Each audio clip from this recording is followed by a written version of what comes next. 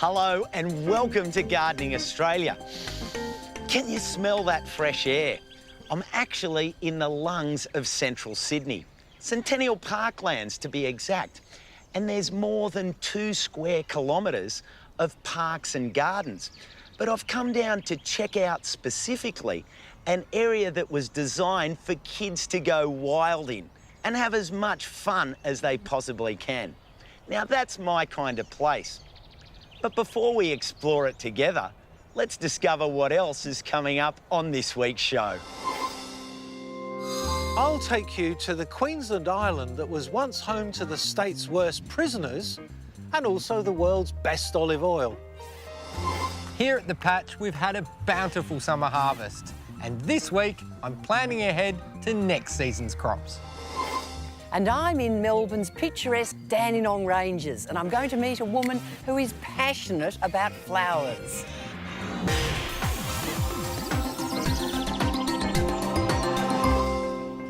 If a garden has chooks, it's got my attention straight away. And if it's a productive garden growing lots of food, then I'm completely on board.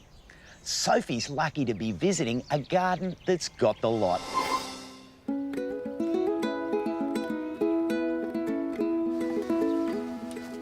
This garden in the Adelaide suburb of Prospect not only looks great, but it's packed with clever ideas on how to incorporate productive food design into a small suburban block. For me, it's all about being able to produce something and also being able to connect with nature. I guess those are the 2 themes that I would say are really what makes gardening so important to me. These trees are a bit of a challenge for the veggie beds, and we've had... Hugh Hunkin is an environmental scientist with a background in horticultural education. So he's perfectly at home talking to people about his garden. In fact, it's something he just loves to do. Why did you choose to put veggies out the front? Well, we thought it was good to make use of the space that we've got here, and veggies would be a good way to do that with the amount of sun that they get in this spot. And it's a great conversation starter as well with passers-by, you know. You can get chatting about the things you're growing or just about gardening in general. Now, I particularly love your front fence. Yeah, well, this is some espaliered pear trees just to create a bit of a green boundary. And because we've placed them so closely together there, we can use non-dwarfing stock. They'll basically dwarf themselves because their root systems are so close. Because they're about 50 centimetres apart, is that right? That's right, yeah, they're very close. Fabulous, a beautiful old stone house. Yeah. Very typically Adelaide. Yeah, it's over 100 years old. I love the gabion walls. Thanks. Great habitat. Indeed.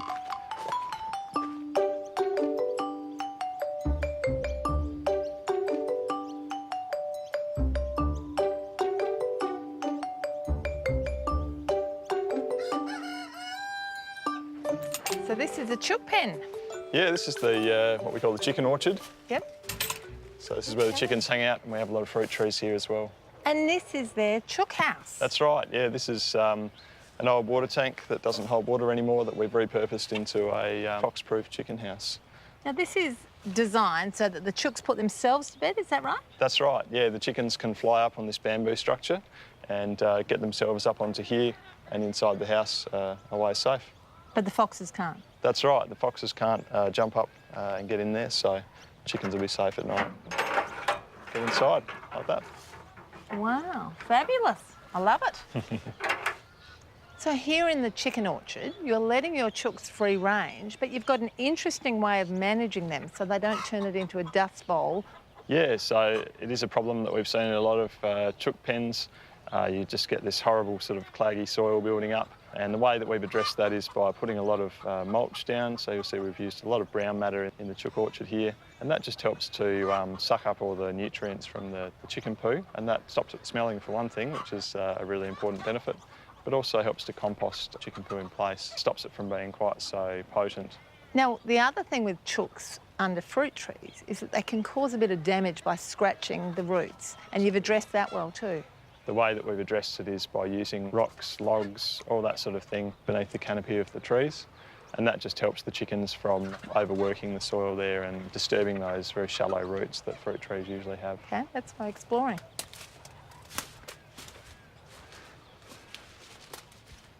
The key to a productive garden are food plants, of course. And Hugh has all kinds of interesting things growing anywhere there's a bit of space. So some of the most productive trees you can see here are our lemon, which is almost always bearing fruit. That's a Eureka lemon tree that's been marvellously productive for us. Almost constantly in fruit, which is fantastic, and they're always useful in the kitchen. Over here, another really productive plant for us, dwarf black mulberry. These are really easy to grow in Adelaide, stay quite compact. Has produced about 10 kilos of fruit for us in the last few years. Now, I see you're growing cassava. Now, being in a frosty area, that's not something I can consider, but it's looking happy. Seems to be doing really well. It was a bit of an experimental plant, and I like all the subtropicals, so I thought I'd give it a go. I've been growing it for a year or two now, so looking forward to seeing how it's going with tuber formation.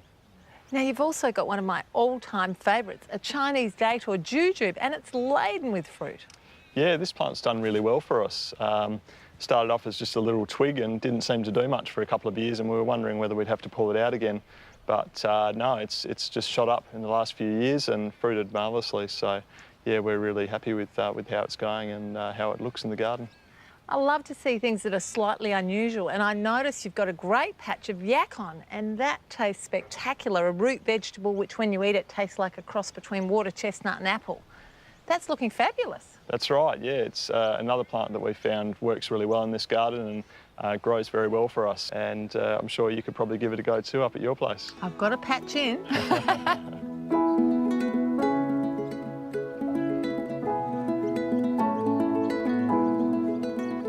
Now, down the side of the house, you've got bananas, and people often don't think of growing a tropical plant in hot, dry Adelaide. These bananas are doing really well here. Part of that is because of the wall here, of course, which is just absorbing all that sun's heat and re-radiating at night. So it means the plant isn't subjected to such low temperatures in winter, which is a benefit for it.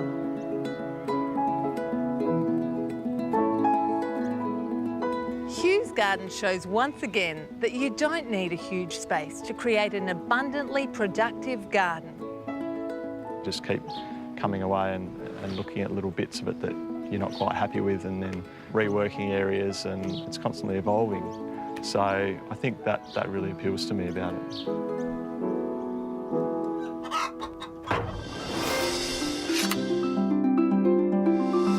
Why is my eggplant going yellow?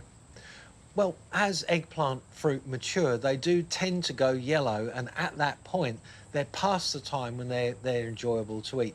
There is one variety which I have grown called a Dumalpet, and that one has a tendency to go yellow while it is still good to eat. But it doesn't mean to say you throw away the fruit. You should pick them off because that will encourage further fruiting. But with those yellow fruit, well, they'll be full of seed and perfect for saving. This umbrella plant looks a little bit unhealthy and I'm noticing a lot of brown lumps on it. How do I fix it? That's easily done. You're looking at scale insect. The insect is living under that little house, that little brown house, and it's sucking the sap out of the plant. You need to get rid of the scale insect by scratching it with your fingernail or taking the plant outside and spraying it with white oil, or even soapy water could do. You might need to do it a couple of times, but that should do the trick. We tend to eat a lot of salad in summer, but can you grow lettuce in summer? Well, it's not the ideal time of year to be doing it because the heat can make the leaves bitter, and also when the soil dries out and the plants get moisture stressed, they can bolt and go to seed. But if you are determined to give it a go, then choose open heart, continual cropping varieties and cover them with a light shade cloth, say 30 to 40% max. Keep them well watered and see how you go.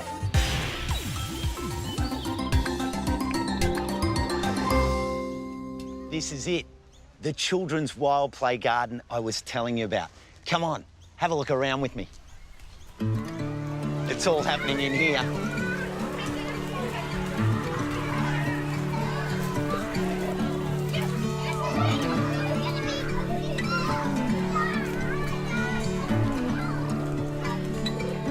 Like the name suggests, Wild Play is a garden purpose-built for the kids to go wild in. It's designed to inspire young imaginations and create a sense of adventure and get lost in the wonder of nature.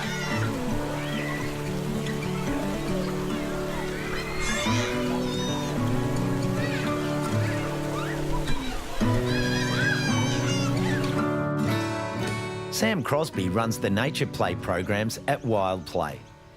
So about 5 years ago, we decided to have a bit of a shift in the type of education we were doing here in the park, and we decided to create a program called Bush School.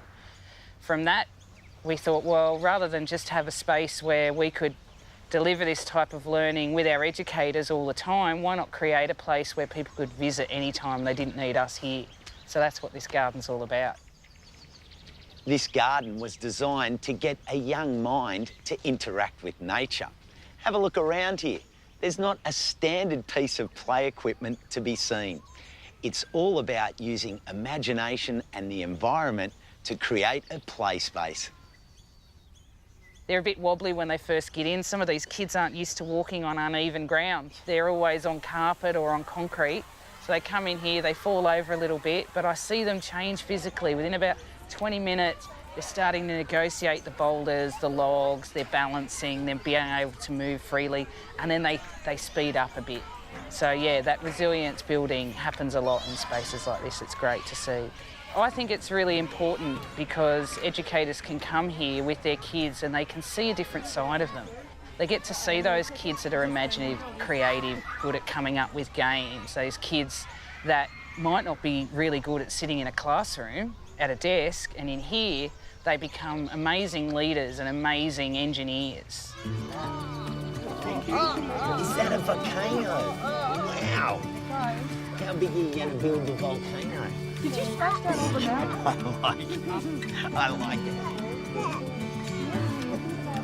This could be mine, Lava. You happy with that? These are the turtle mounds. So a lot of the features in the garden are reflective of the park's wildlife. So we've got a big wetland system here, so we've got a lot of different types of turtle. There's that feeling of elevation when they're at the top. You know, they can survey, they can look out. There's all sorts of hide and seek games that go on up here. So this bridge here is probably, as an educator, my favourite part to watch kids take a risk, because there's no handrails. They really have to stop and slow down and think about themselves in relation to, you know, the rest of the world around them. So they're pretty good learning how to slow down, and then the next time they get faster. So you can see how risk is really important for kids to have in their lives because they learn from it. The skeleton of the eel has been laid out with all these wonderful wooden beams, but they're not all the same size and height. There's different spaces between them. Again, it's a great story, you know, an ecological story of the parklands with our eel migration. We've got lots of eels in our ponds. This is our artesian water play. This is probably one of the most popular parts of the garden. And, you know, water play on a hot day, can't beat it.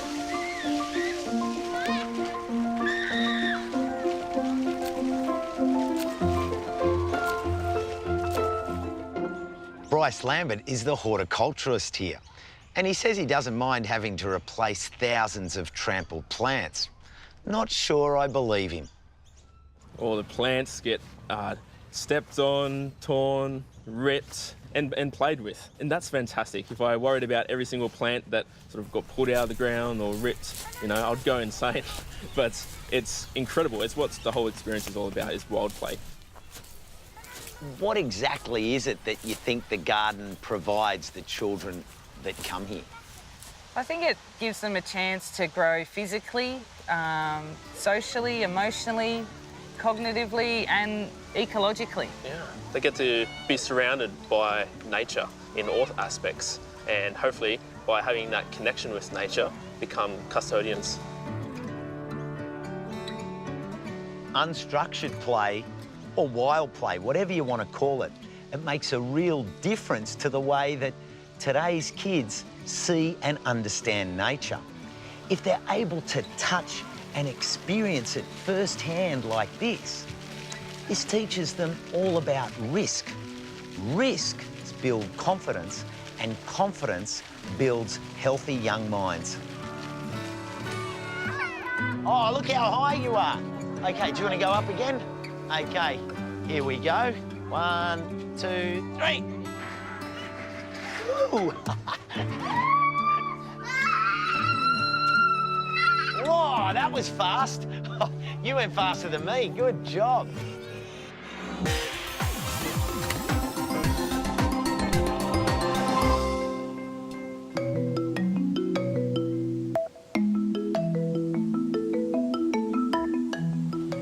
Just like you, I love growing and using fresh herbs. I love ducking out into the garden to get them. But some of the best are seasonal. They only last at certain times of the year. So I'm often drying and storing them to use throughout the rest of the season. The other thing I'm always drying, things like garlic bulbs. So today I'm going to make a simple rack to hang in my shed.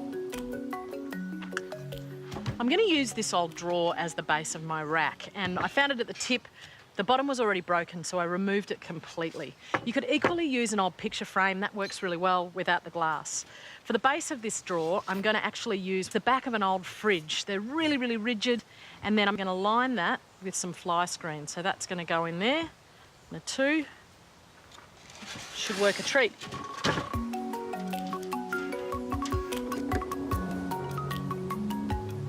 I'm securing the mesh and fly wire in place using some hardwood beading.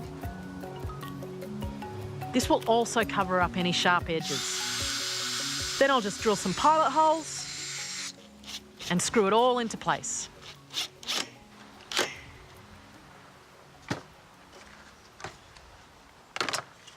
So that's the rack actually done. It's got a nice solid base. Now I just need to fix some hooks in the corners because I actually want to suspend it up in the air, out of my way, and also out of the way of mice and any other critters that want to get to my seeds.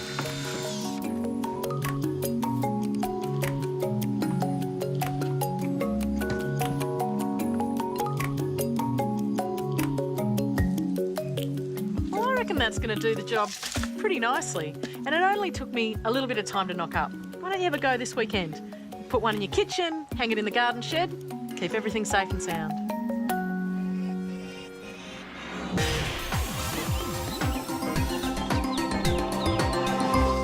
When it comes to spinning straw into gold, there's none better than Millie. Now, for those of you that think you've missed the tomato bus for this season, jump aboard because Josh has got some great news.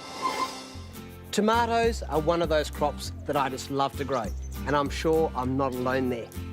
The ritual of planting in spring and then harvesting during the heady days of summer is one of gardening's great routines. But did you know it doesn't have to end there? If you want a second crop, or you've missed the boat and want to try planting late, you can get a late crop of tomatoes by planting now and expect to harvest well into autumn. But of course, there are a few important tips to follow if you want to try pushing the seasonal boundaries. I've chosen this bed because I haven't had tomatoes in here for a couple of years. And that rotation's important to reduce the chance of certain pests and diseases, especially things like nematodes, to which tomatoes are prone. But I'll still need to really build the soil up with compost and fertilisers, so I'm just pulling back the mulch first so those soil conditioners can get good contact with the soil. I start with a good dose of homemade compost. Then, some pelletised chicken manure, followed by rock minerals and a few handfuls of biochar. I make sure to turn all of this through thoroughly and finish off with a liquid wetting agent and water in well.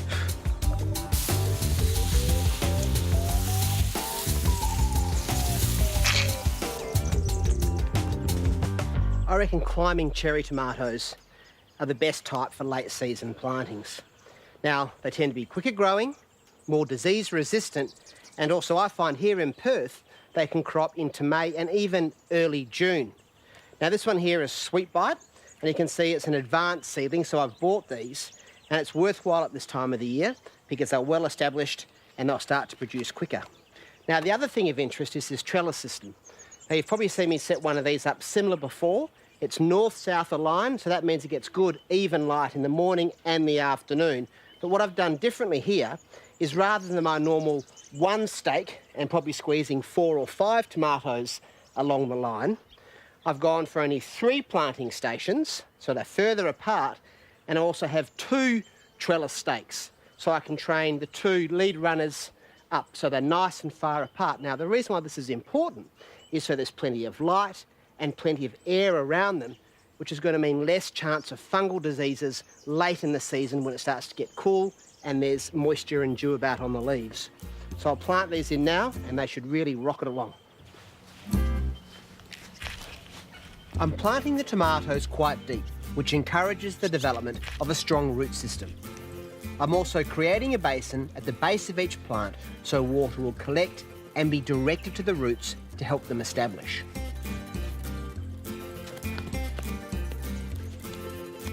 A generous amount of mulch is important in the height of summer to keep the roots cool and retain moisture in the soil.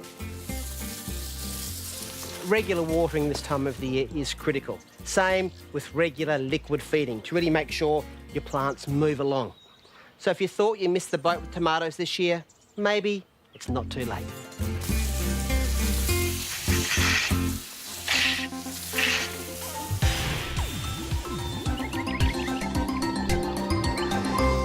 Okay, it's time to get even more comfy. Sit back and be prepared to be blown away by our next amazing garden. It's called Beachmont, and here's Jane.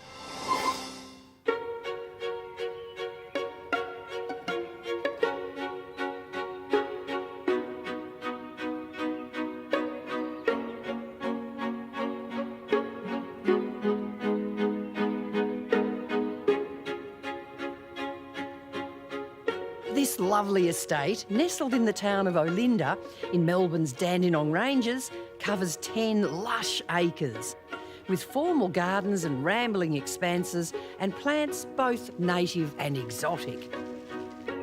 Shrouded by big, graceful trees, it's a heady mix of fragrance, colour and natural textures.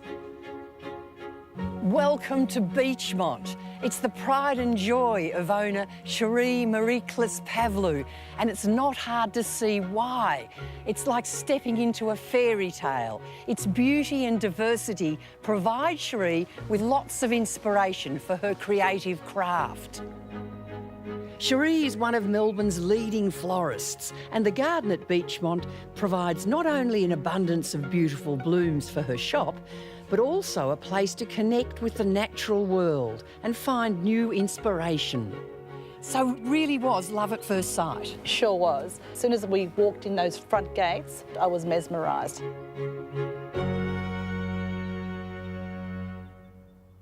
What does a garden mean to you? Well, I believe it's like therapy for the soul. You know, coming up to Beachmont just inspires me. This is why Beachmont is so magical. Spending a day here, it just really gives you a new lease on life. Now, you've got the florist, and obviously flowers are mightily important, but it's not just that. No, we pride ourselves of the unusual. We like to incorporate beautiful big limbs and pieces of unusual branches, which we obviously use in our installation and event work. It's the textures that really send that magic through the floral creations that we do. Some of the ones do remind me of the old masters. You know, they're big flowering vases filled, chock-a-block filled. And that's the big trend at the moment, the old Dutch masters look-alike. So we do a lot of that sort of work. How has this garden changed your way of floristry? It's just being able to access unusual plants. And so by having those different unusual types of floral and foliages, we've been able to accent and create arrangements with that point of difference.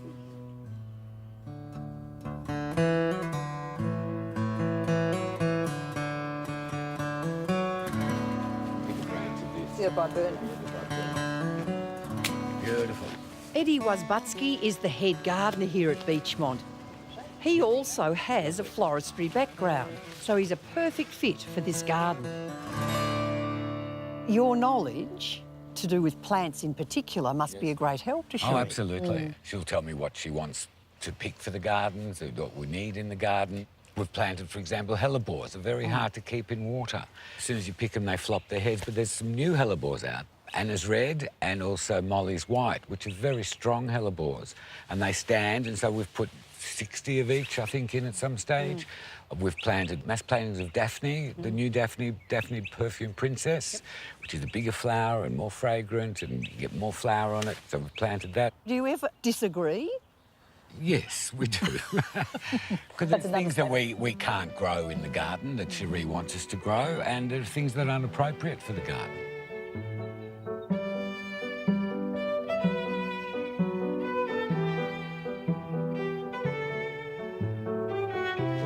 This beautiful wall garden used to be a tennis court, and now its formal hedging and classic pond are surrounded by climbing blooms, herbs, clematis and hydrangea.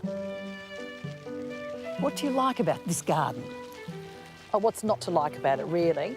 It's absolutely beautiful. Who would have thought a tennis court, they would convert this into a sunken garden?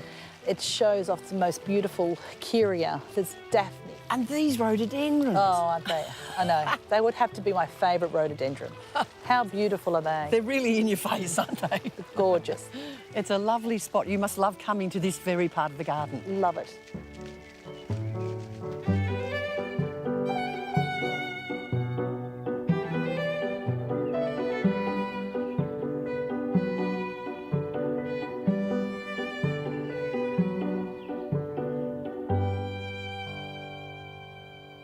You really have got some lovely plants here. Today I've just picked a few different plants from the garden, which I'm going to show you what a typical garden style vase arrangement looks like. Excellent, all right. Okay, so what I've done is I've just half filled that vase, put a bit of bleach, a bit of sugar and vinegar. Yes, is that that I find that basically helps with providing nutrients for the flowers as well as keeps the water clean.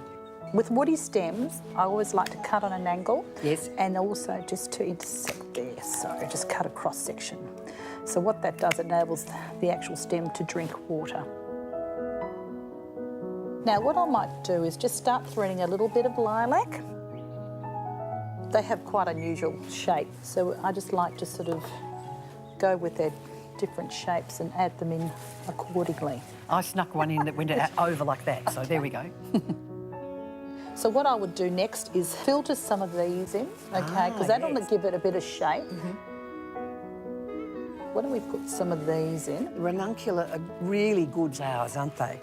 I just think that full petal flower is so beautiful. People go on about roses, but that to me is the colours are just stunning.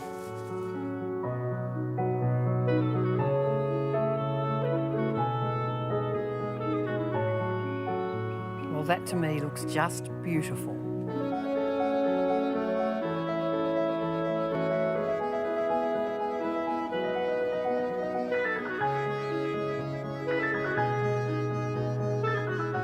I can see why Cherie has fallen in love with Beechmont. You could sit here for hours and hours and just take it all in. So much to see, majestic trees, beautiful flowers and fragrance on every breath. It's quite magical. I think I could fall in love with it too. Still to come on Gardening Australia, we meet a gardener's gardener and his exceptional collection of plants. Jerry takes us to a Queensland island that was once home to Australia's best olive oil. And we'll be looking at one of the world's favourite flowering trees.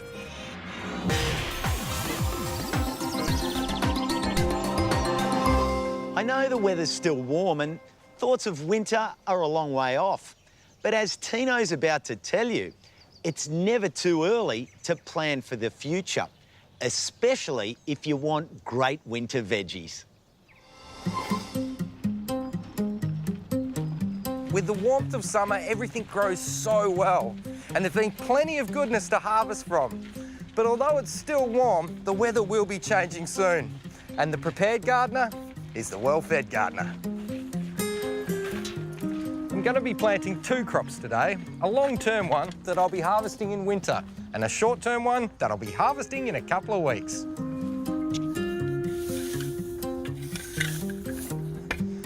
The bed I'm planting in has had a lot of goodness added to it already, in the form of fertilisers and lime. so I'm not adding any more. The crops I'm planting today are heavy feeders that will demand a fertile, well-drained soil. So I'm breaking up the heavy clods with a fork and then adding a good amount of compost to lighten it up and make those nutrients more available, because both the crops I'm planting today are brassicas, the pigs of the patch. The first crop I'm going to plant is the much maligned Brussels sprout. Yeah, I know what you're going to say, but maybe you haven't cooked them right. A good bit of oil with some butter and some cracked pepper over the top, these are truly sweet. The trick with growing Brussels sprouts is timing. So if you want Brussels sprouts this year, go out into your garden this weekend and put them in. Brussels sprouts are a big plant. In fact, they take up just as much room of your bed as a cabbage does. So I like to place them about 1 metre apart. And because these seedlings are quite advanced, I'm going to plant them a fair bit deeper, about up to there. And because hopefully by the end of the season, these Brussels sprouts will be nice and top heavy, I make a little depression to plant them in. That way, as the season progresses and the plant grows up, I can earth up around them, meaning they'll be more secure in the ground. As the plant develops, it's a good idea to pick off any of these lower leaves that are coming into contact with the ground, as they can act as highways for pests up the plant. Now, these are a long-term plant. They take about 5 to 7 months before you can be harvesting from them. And the first couple of sprouts that appear tend to be flowery and a bit loose, so I just knock them off, because the ones that form above that are nice and firm and juicy. And always remember, harvest your Brussels sprouts from the bottom up, because that's the way the sprouts mature.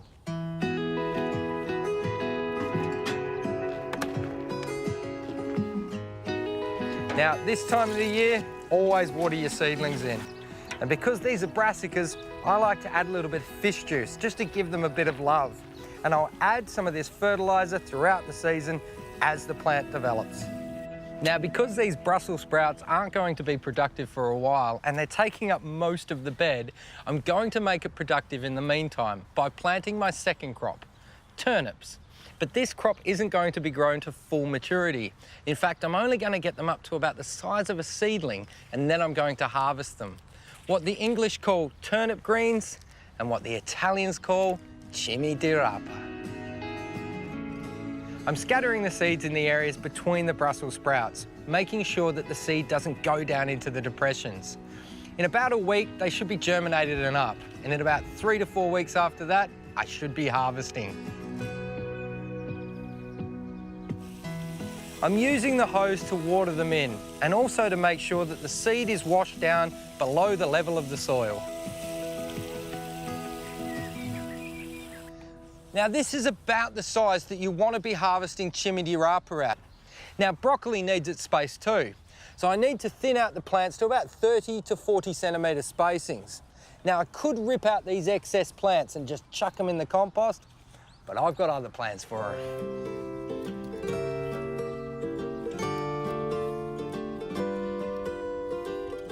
It always amazes me that we seem to only eat vegetables at the state of maturity that we're told to. A good example is garlic. Now, it's great like that and all, but you can eat it in spring as spring garlic, and it's so nice. Broad beans, you can eat the flowers and the tips. And brassicas, well, you can eat those pretty much anywhere through their life cycle. These broccoli are going to be beautiful. Now, you want your heat on low, just so it heats the oil and goldens the garlic. Grab all your brassica and chuck it in and give it a stir. Now, that'll only take a couple of minutes. While I'm waiting, I'll chop some crusty bread.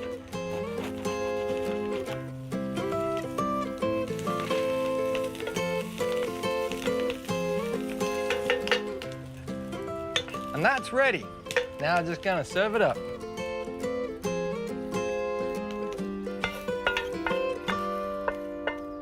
The great thing about growing your own food is you can harvest it when it's perfect, and you can eat it straight out of the ground.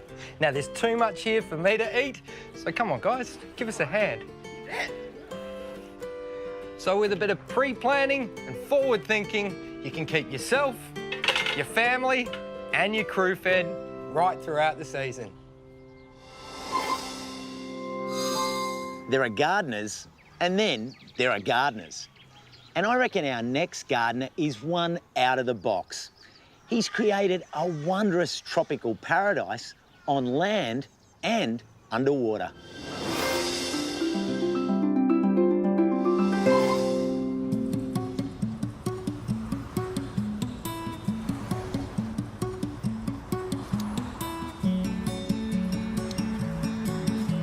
My garden is in Ermington, New South Wales, on a main road. I wanted to have a garden that was viewable from the street. I thought it was very important with this garden was I wanted to have a sense of community with the garden. I wanted other people to really look at it and go, that's a nice garden, and it cheers their day up as well as mine. Hello, my name's Andrew Price. I'm a professional gardener. I've been doing it my whole life, ever since I was a child. I worked after school in nurseries. I was an apprentice at Botanic Gardens for many years, and then went off and started my own business.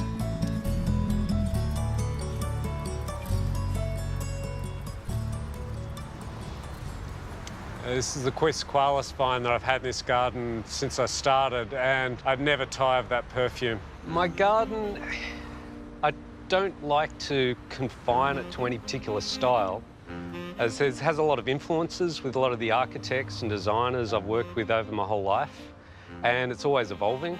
So the back garden, I'd say, is more tropical.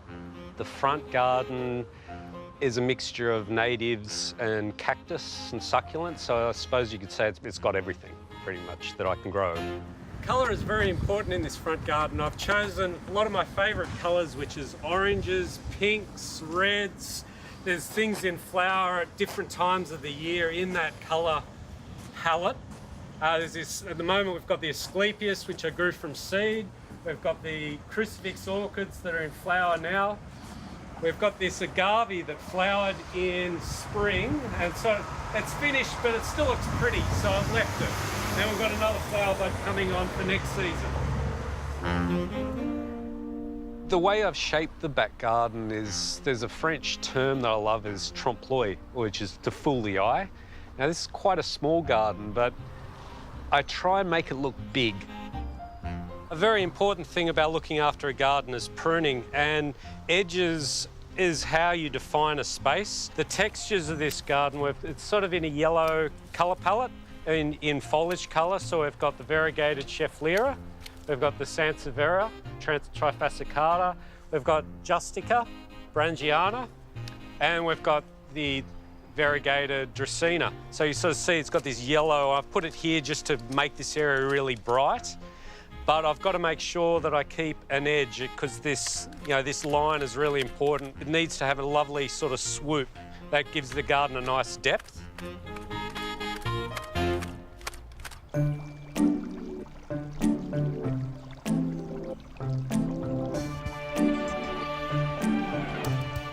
I started doing aquarium work about 20 years ago. What I learned through cultivating plants artificially is it gives me a very big respect for natural light patterns, for all the different things that happen in the seasons. All plants, they're phototropic organisms, they need the sun. And we use lights and we try to imitate the sun. With this tank, I do a lot of work to ensure that the plants are actively photosynthesizing. It means they're producing air bubbles, which you can see the air's floating up. So they're literally taking that light and turning it into oxygen.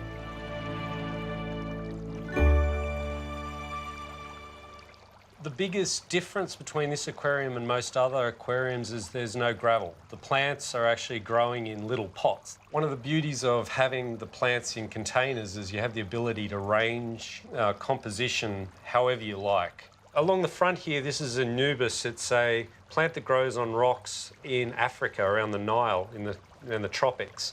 Now, it normally grows on rocks and twigs, but what I've growing them in these drainage cells because I wanted to grow it nice and flat against the bottom of the tank. And plus it makes it very easy to take them out, work on them, clean them up and put them back in. We'll just clean up and have a look and see how it's all settling in. So you can see there's this leaf here that's got a little bit of algae. It's, you know, dead, and there's a lot of new growth around it, so it's doing very well. You can see the cell, the plant's starting to colonise the cell. You can see the tile that creates that weight ballast, which makes sure that it sinks. This plant in the middle here, it's the Madagascan lace plant. It primarily grows underwater, normally in areas of pretty decent flow, like in streams. That's why the leaves have holes in it so that there's no resistance. And it's a very beautiful plant I just repotted it. I'm growing it in a little glass container, and I've had this plant for about 2.5, getting on to 3 years now. Another plant in this aquarium that I really am quite fond of is this reed-like plant at the back here. It's called Cyperus helferi, and it's a nutgrass. So we have like weed that we get rid of, and this is actually a really great aquatic plant. It's quite long, beautiful thin leaves. They have a lot of textural variance, so you can make a dark tank. You can brighten it up just with a few light greens, and you know, makes it pop. With aquariums, cleaning it, changing the water is really important, and because there's no gravel, siphoning it out is really easy. I use a hose. You can see there's a bit of detritus at the bottom there, and away it goes. There you go, and this water is perfect for the plants in the garden.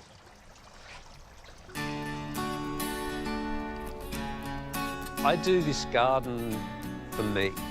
To me, having a garden is vital for your health or your mental well-being.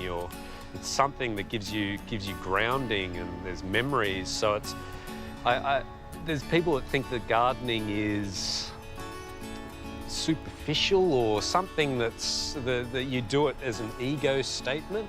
I would challenge that and say that everybody should have a garden. Be it an aquarium or a plant, there needs to be some connection with nature.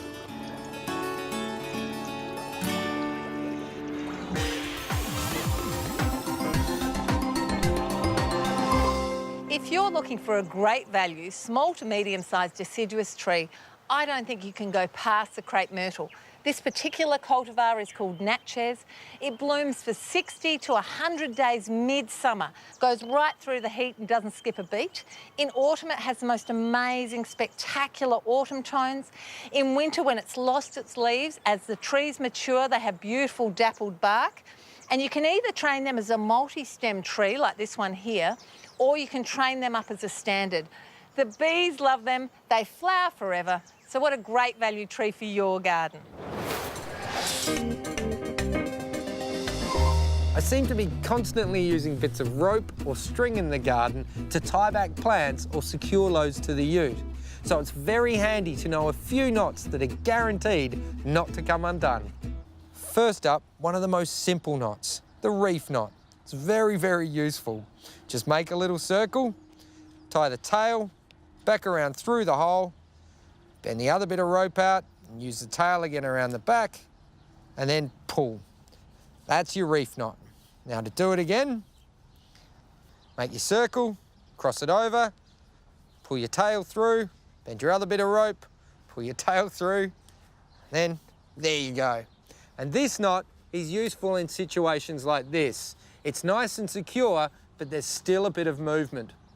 The next knot is the clove hitch, and this is a really good one if you need to tether off to a point, like this pole here. All you need to do is go around the pole, loop it back onto itself, come around the pole underneath again, and then go through that window there. And then just pull. Now this one won't come undone. And you can pull star pickets or even trees out with this one.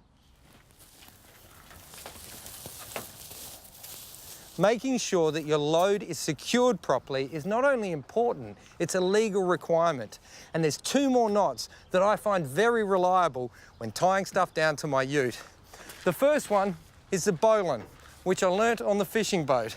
And it's one of the most secure knots if you need to tie something off to something like this lug here. Just feed your rope through, and this one comes with a little saying. First, you make your hole, when the rabbit comes up the hole, around the back of the tree, and then down the hole again. And then just pull it tight.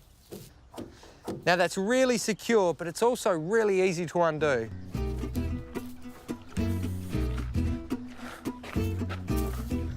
Now that's all thrown over there, but as you can see, it's still quite loose. The last knot I want to show you is a way of making this nice and taut, and it's called a truckie's hitch. Just go up the top here and make yourself an eyelet out of a loop. Pull that through, and there you go. Then come down to the bottom here, feed a bit of rope through your lug, and then back up through that eyelet. And as you can see, you get a nice, good bit of purchase on that. That's very tight and not going anywhere. Simply bend it over and pinch it with your thumb. That holds it there nice and secure. And then you can come around and tie your knot with ease. There you go. Why not have a go at practicing some of these knots? All you need is an old bit of rope while you're sitting on the couch enjoying Gardening Australia. See you next time.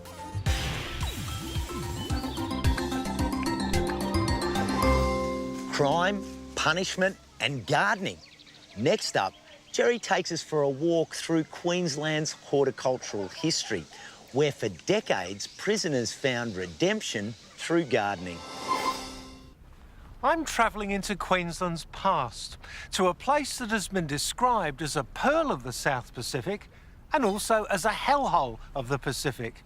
And I'll be going there by boat.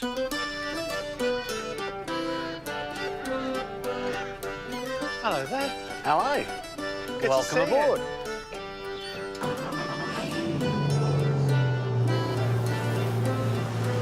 7 kilometres off the coast of Brisbane's suburbs lies St Helena Island.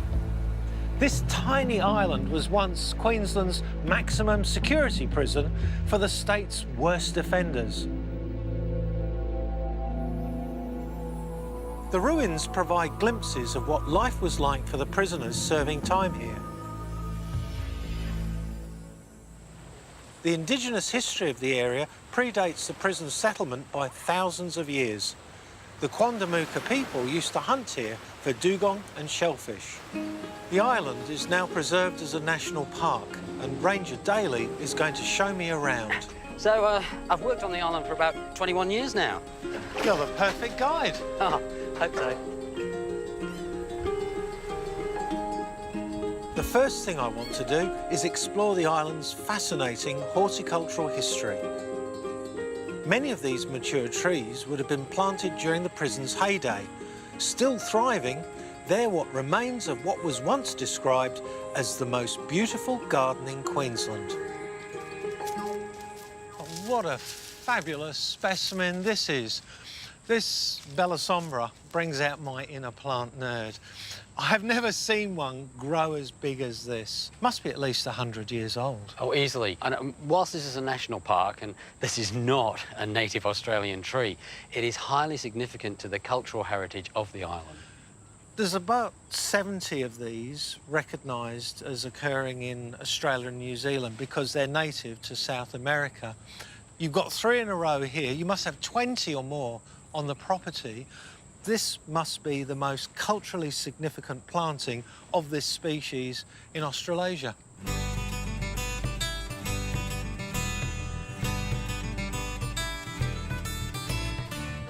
Prisoners were a real mix.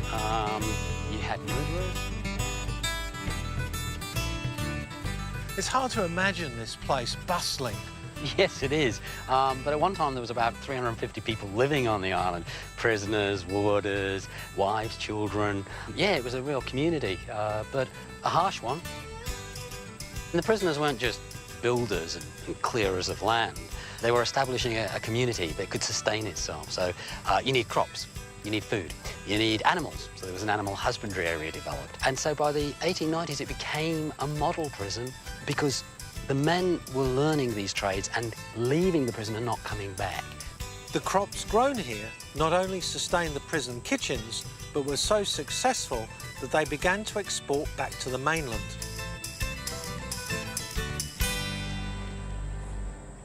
So over here we'd have the vegetable growing area. The original crop was sugarcane, but that was grown all over the island, and after 20 years they cut it right back, introducing other crops, lucerne, sweet potato, and sisal.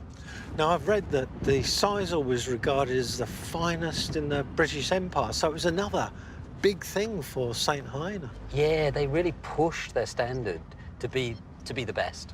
Yeah.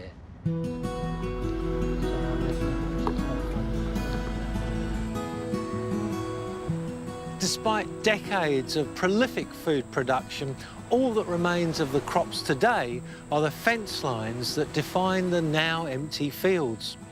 But here, amongst the ruins, there is one crop that's still thriving, and it's producing fruit. I'm going to take a look.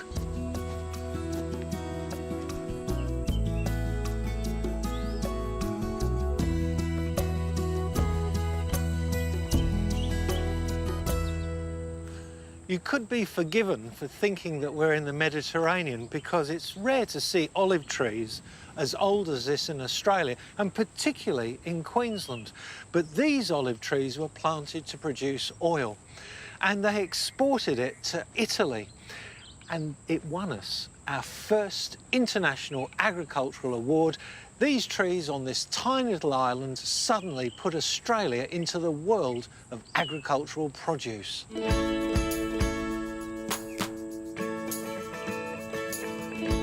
For me, the magic of being with these veteran trees is they show how olives grow.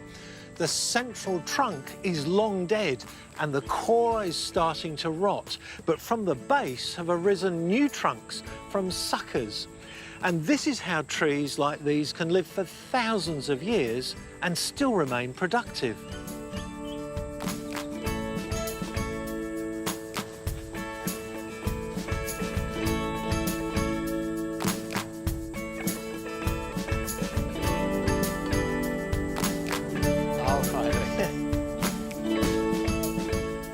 The mangroves and wetlands that still surround the island are a critical haven for migratory birds. And what I really like seeing is this. This is cockspur thorn, and it didn't exist on the island, but now the birds are bringing it here. And it serves many functions. It has delicious fruit, but more importantly, it's a spiny vine.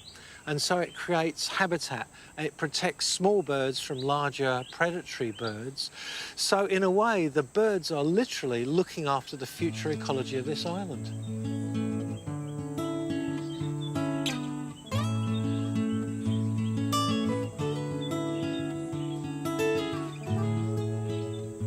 St Helena marks a bleak point in Australia's history, but it also represents growth, innovation, and redemption.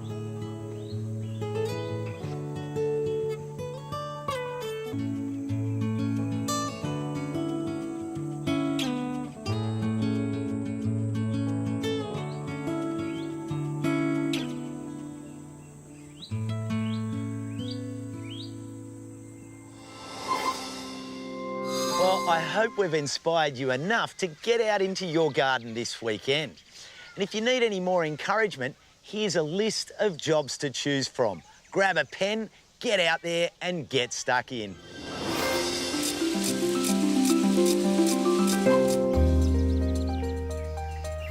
In cold temperate areas, sow lettuce seeds. You get great results if you keep the packet in the fridge for a few weeks before sowing. Prune lily-pilly hedges now that their growth has slowed down. And watch out for pear and cherry slug, dust with wood ash, flour or powdered clay if you have more than you can control by hand picking them. In warm temperate zones, you're probably busy harvesting your stone fruit. Make sure you pick up any fruit from the ground and trim their growth back as you pick to keep trees to a manageable size. Trim back poinsettias to keep them bushy, taking care to wear gloves, long sleeves and glasses to protect yourself from the caustic sap. In the subtropics, it's a good month to maintain banana clumps, keeping suckers down to 1 main leader and 2 followers. Cut off and dig out excess suckers and apply a barrow load of well-rotted manure. And don't mow your lawn any lower than 30 millimetres in summer because it stresses your grass. If your banksias or citrus are showing signs of yellowing, apply iron chelates to the soil. Up in the tropics, toss some chicken manure around the garden to make up for some of the nutrients that wash out in the storms. And if you have mildew on your cucumber vines, spray them with a mix of 1 part milk in 5 parts water. Regularly empty water reservoirs like saucers and bird baths to stop mosquitoes from breeding. In arid areas, top up mulch to keep weeds at bay and keep the soil and plant roots moist. As the hot weather kicks in, protect crops with shade cloth and check irrigation systems and unblock drippers that may have clogged.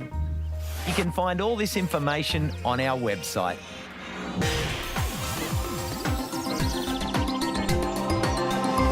Well, that's it for today. But I am really excited to announce that next week we've got an absolute gardening treat for you of epic proportions. We'll be celebrating 30 years on air with a movie-length 90-minute episode of Gardening Australia. There's a party, of course, and we dig into the archives to unearth some classic moments and fashions. It's called Epacris Impressa. And does it impress you? We'll reacquaint you with some gardening blasts from the past. How's your compost been going? Another pest, the woolly aphid, and you can hear them squealing in the night. It's brilliant stuff. Millie and Squid will be going behind the scenes to reveal how Gardening Australia is made. Sophie will be exploring our stunning party location, a historic house and garden on Victoria's Mornington Peninsula. June and Edna. And if you've ever wondered what I look like under this beard, well, tune in, as all will be revealed. And I do mean all. Mark the diary, call the neighbours, get the family together, warm up the popcorn, and I will see you then. Can't wait.